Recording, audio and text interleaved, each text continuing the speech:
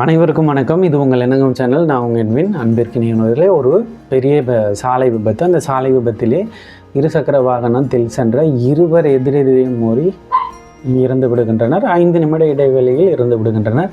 சாலை விபத்திற்கு முக்கிய காரணமானவர் என்ன பண்ணுறாரு அப்படின்னா, முதலில் வானுலகத்திற்கு செல்லுகிறார். அங்கே கடவுள் முன்பாக அவருக்கு எங்கே போகணுன்ற அந்த நிபந்தனை விதிக்கப்படும், சொர்க்கமா நரகமா என்று. அந்த எதிர்பார்ப்போடு அவர் மேலே போகிறாரு. அங்கேயே கடவுளின் பிஏ பர்சனல் அசிஸ்டண்ட் உட்காந்துட்ருக்காரு. கம்ப்யூட்டர் முன்னாடியே உட்காந்துட்ருக்காரு. இதுக்கு முன்னாடிலாம் நம்ம படித்ததெல்லாம் வேறு. இப்பொழுது அவர்களும் டிஜிட்டல் ஆகிவிட்டார்கள்.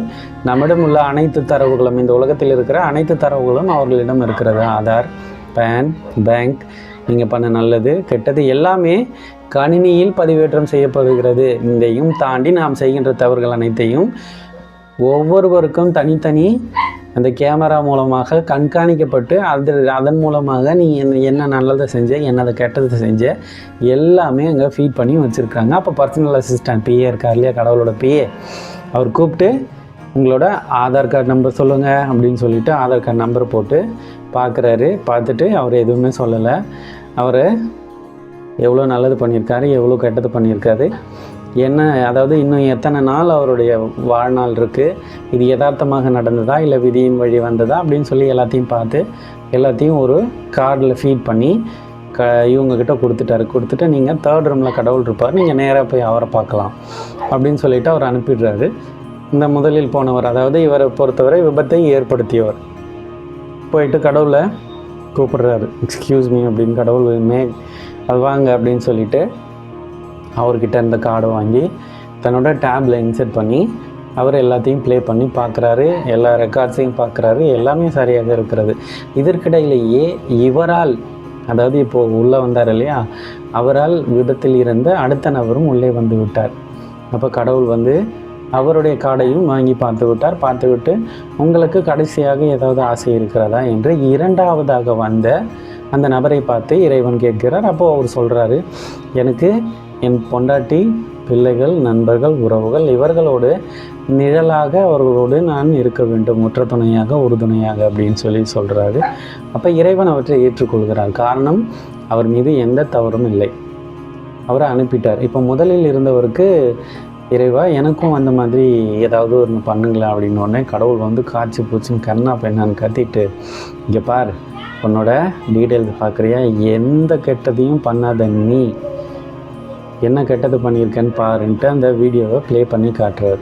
அங்கே பார்த்தீங்கன்னா ஒரு ஃபோனை எடுக்கிறார். ஃபோன் ஏதோ வருது, ஃபோனை எடுத்துக்கினே எதிரில் வந்த மற்ற விஷயத்தை மறந்துட்டதுனால இந்த விபத்து ஏற்படுகிறது என்பதை இறைவன் தெளிவாக அவர் கண் முன்னாடி வீடியோவாக காட்டுறார்.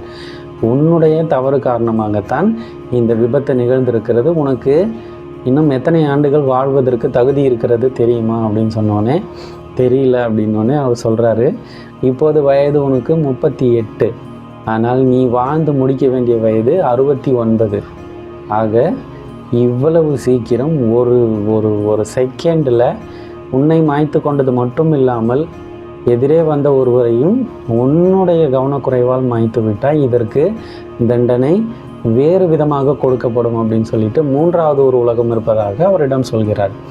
3வது உலகம் என்பது இதுவரை நாம் கண்டிராத அல்லது கேட்டிராத ஒன்று. நம்மளை பொறுத்த வரைக்கும் நரகம், சொர்க்கம், இது 2ம் தான் நமக்கு தெரியும். 3வதாக ஒரு உலகத்தை இறைவன் அப்போது டிஜிட்டலாக பண்ணும்போதே 3வது ஒரு உலகத்தை உருவாக்கி விட்டார். அது என்ன என்று சொன்னால், யார் ஒருவரின் உயிரை மாய்க்கக்கூடிய அளவிலே கவனக்குறைவாக செயல்பட்டாலும் அவர்களுக்கு அந்த 3வது உலகம் அளிக்கப்படும். இந்த 3வது உலகம் என்றது இட்ஸ் அ டார்க் பிளேஸ், சரிங்களா? இருட்டான உலகம், அது பாதாள உலகம் என்றும் கூட நாம் பெயர் வைத்து அழைக்கலாம்.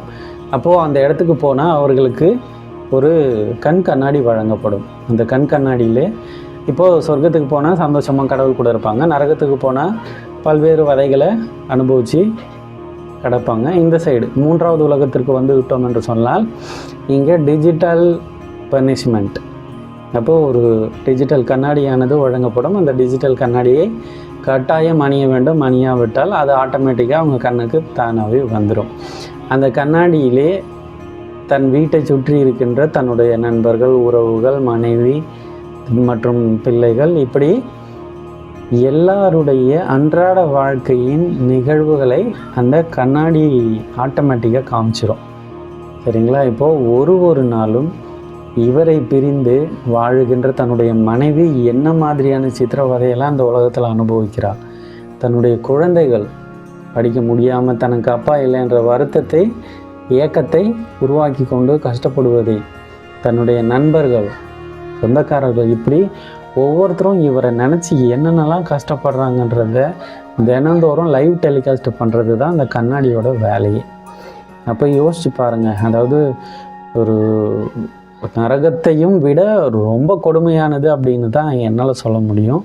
காரணம் செத்துவிட்ட பின்னரும் நம்மளால், நம்ம செஞ்ச தவறால் ஒரே ஒரு செகண்ட் நம்ம சரியான முடிவை எடுத்து சரியான ஒரு டைரக்ஷனில் நம்ம போகாததுனால நம்மளுடைய குடும்பம் எந்த விதமான கஷ்டத்தை அனுபவிக்கக்கூடாது என நாம் நினைத்தோமோ அதை அனுபவித்து கொண்டிருக்கிறதே என்று ஒரு நாளும் வேதனைப்படுகின்ற அந்த ஒரு 3வது பனிஷ்மெண்ட் அப்படின்றது எப்படி சொல்கிறதுன்னு எனக்கு தெரியல, எப்படி எக்ஸ்ப்ரெஸ் பண்ணுறதுன்னு தெரியல. அப்படி ஒன்று இருந்தால் ஒரு வேளை எப்படி இருக்குன்றதை நீங்கள் இமேஜின் பண்ணி பாருங்கள். யார் ஒருவருடைய மரணத்திற்கு யாராவது காரணமாகிவிட்டால் அப்படி ஒரு உலகத்திற்கு போனால் எப்படி இருக்கும் என்பதை நாம் கண்முன்னே நினைத்து பார்க்க வேண்டும். இருப்பதிலேயே மிக கொடூரமான அந்த உலகத்தையும் நினைத்து பார்க்க வேண்டும்.